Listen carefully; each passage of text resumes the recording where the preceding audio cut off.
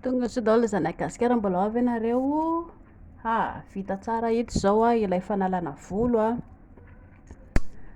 de apetrako amin'ny commentaire eo ny lien le fanalana volo ohatra zao zany le izy rehefa vita ny vokatra inona avy no natao nampahatonga dito de siramamy miampy voasary makirana ny nanaovana an'io de efa vita ohatra zao. Nisy nametraka fanontaniana tany aloha tany atahoana manala anazy de tsy ity rehetrarehetra ity akory ny atao fa jereo tsara ianao zao maka singa kely anankiray ohatra zao ianao ity le izy de raha ohatra ka ity le vatanao am'le manala le izy de apetraka atao malama kely ohatra zao ny vatanao le izy de rehefa aveo ingaina kely atao akaiky de hongotana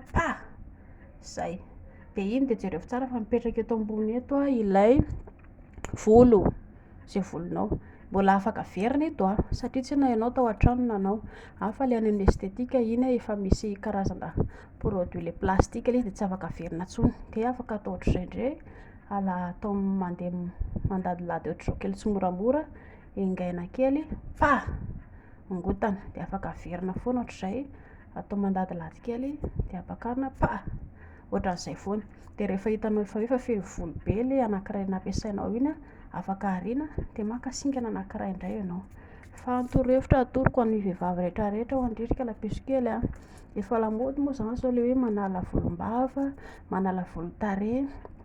manala volo-tongotra eny tsara môlamôla fa tadio tsara fa raha indray mandendry manala an'io karazana volo-tongotra, volom-bava, volona-tarehy io ho hitandry tsara fa maniry foana isam-bolana de ny indriny be indrindra raha ohatra tsy manam-potoana analana an'io ndry fa raha ohatra ka tsy misy maniry le izy de tsy misy olana zany fa avelo andeha amin'io jerefinareo ny anay nareo tsy mety ohatra mitsara kely le izy alefa impety aloha isany vidy ka zay fianarana fiainana ry zareo ho an'ny vehivavy ihany koa zao indrindra zao raha miketrika ohatr'izao miaraka amin'ny fanala volo ianareo roa raha ohatra ka hoe ity nisy video nataoko tany aloha tany tsy mahazo manala volo raha mialohan'ny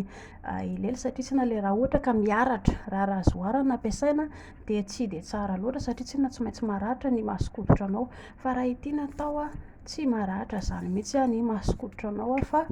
jereo tsara vao maika lasa malandilanda mahafinaritra kely le izy de zay zay fa mahazo toa de alefa impety entany ity rehefa aveo ho anareo zay mahatsapa-tena fa mila le izy zay tsara ve mahazo toa.